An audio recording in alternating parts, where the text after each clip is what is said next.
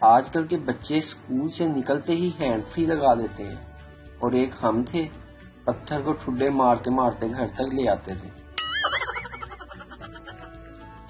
وہ مزہ نہیں دنیا کے کسی کونے میں، جو مزہ ہے صبح اٹھ کر پھر سونے میں۔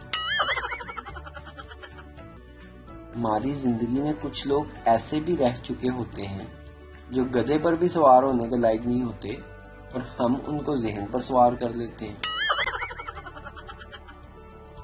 شہروں اور دیہاتوں میں ایک بڑا فرق یہ بھی ہوتا ہے کہ شہروں کے مرد بھی عورت نما، جبکہ دیہاتی عورتیں بھی مرد نما ہوتی ہیں۔ لنڈے کی جیکٹ پہن کر ماموں نے انگلینڈ سے بھیجی ہے، کہنے کے دن آ رہے ہیں۔ یہ کوفتہ آخر کس نے ایجاد کیا ہے؟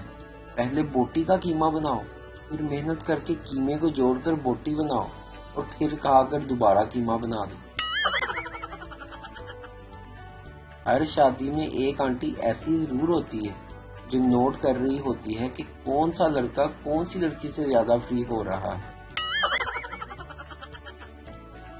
وہ لڑکے بھی لڑکیوں کو کہہ رہے ہوتے ہیں، جانو تم بس میری ہو، جن کی اپنی سم ابو کے نام پر ہوتی ہے۔ شادی سے پہلے ملاقاتیں اور شادی کے بعد مکالاتیں ہوتی ہیں۔